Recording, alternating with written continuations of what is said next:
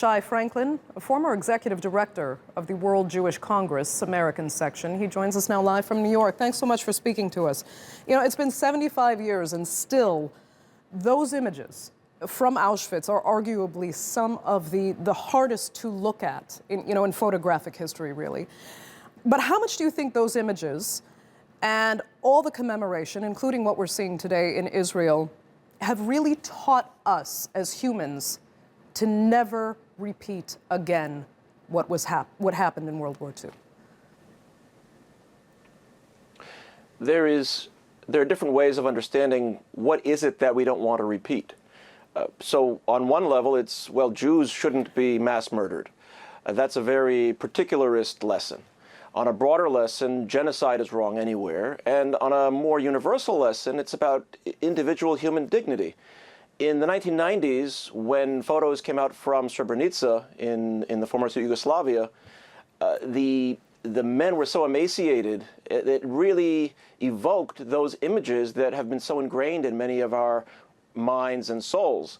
And I think that had a big impact on getting the United States and NATO to take action to stop the genocide in Bosnia. So I think it has had an impact. It can never have enough of an impact. And it's very important that, I think, the Holocaust not be just about the Jews. President Rivlin, in his speech today at the commemoration ceremony, focused on the Holocaust as not just a Jewish tragedy, but as particularly Jewish, that gives Israel a license and an obligation to be part of this global movement against genocide and in support of democracy and freedom.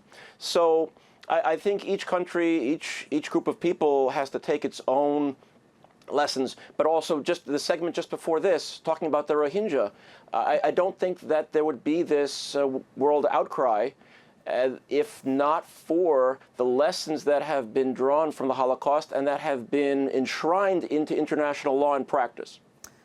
Absolutely. But I mean, as far as Israel is concerned, you are very aware of the critics who point out that suppression today and discrimination against Palestinians or, Israel's own Arab population shows that, some Israelis learned actually very little from the Holocaust and what it means to alienate or discriminate against another group. How do you feel about that criticism of the state of Israel today? Well, I think, there's opportunity for debate. There's a lot of debate within Israel as well. That not to say that there's an equivalence between how Palestinians are treated and what happened in the Holocaust, but that, in fact, Jews should be more sensitized to the deprivation of human dignity by anyone against anyone. And that's a debate that goes on within Israel. Israelis are very sensitive to that. There obviously are political wins, as there are in the United States. And for the last 10 years, there's been a Likud government headed by Prime Minister Netanyahu. But I think on the left as well, there have been Labor prime ministers who have taken harsh measures against Palestinians. I think that the debate is more useful for Palestinians and for Israelis if it's not grounded in what about the Holocaust. I think that the Holocaust should motivate people to be more sensitive and more vigilant. But I think comparing to the Holocaust or evoking the Holocaust too much, it really shuts down debate.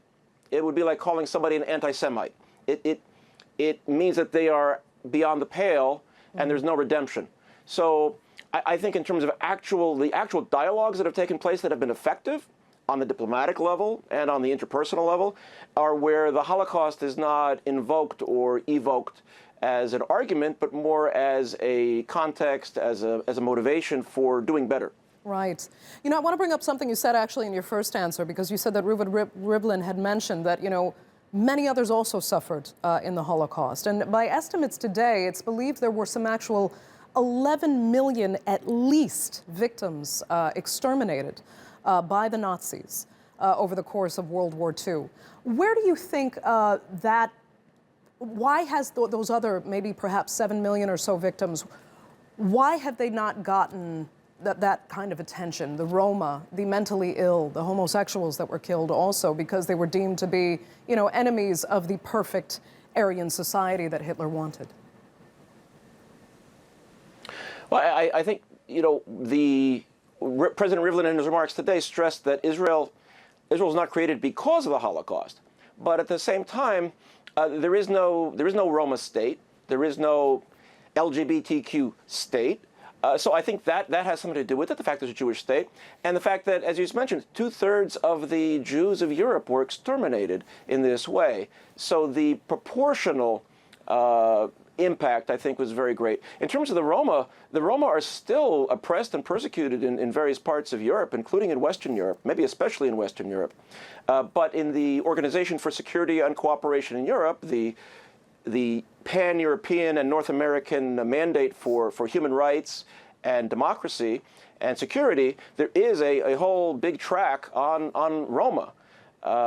But I think the Roma because they're so oppressed, I think it's hard for them to go in the streets and protest more for compensation. Right. They're really still under the thumb. LGBTQ are also still demonized in many of these societies. Absolutely. Let me ask you one final question here. I mean, in the future now, where do you see the potential dangers of fascism, potentially repeating themselves again on the planet today? Some say witnessing the rise of anti-Semitism again in Europe is a trouble spot. Where do you think the real problems could be? Well, the anti-Semitism and fascism they overlap, but obviously they're not the same. I think in parts of Central Europe and Western Europe, there are political movements that have fascist tendencies. And in terms of denying the individual human dignity, we see that, I think, in the Brexit movement has elements of that with the UKIP, the party of Nigel Farage, which has racist elements in it. What we call nativist movements in the United States as well. The nativism is a nice way of saying really racism. It's the people that were here before. Of course, in the United States, the people that were here before were largely decimated by deliberate or situational genocide, and now they still have second-class status in the United States, the native peoples. But nativism is a nice way of saying, or identity politics, that we judge you based on who we think you are and what your group is. It becomes like a team sport, like a World Cup. We're up, you're down. And I think the way that World War II was finished and what came out of it, the reconciliation that took place in Europe was very effective for many years in keeping that from reemerging. But in the last 15 to 20 years, we've seen that reemerge, sadly, in Europe. And people are drawing, unfortunately, they're rather than drawing lessons from World War II, in some cases, they're using it as a playbook. Okay. Shai Franklin, great to have you. Thank you so much for joining us there from New York. We appreciate it.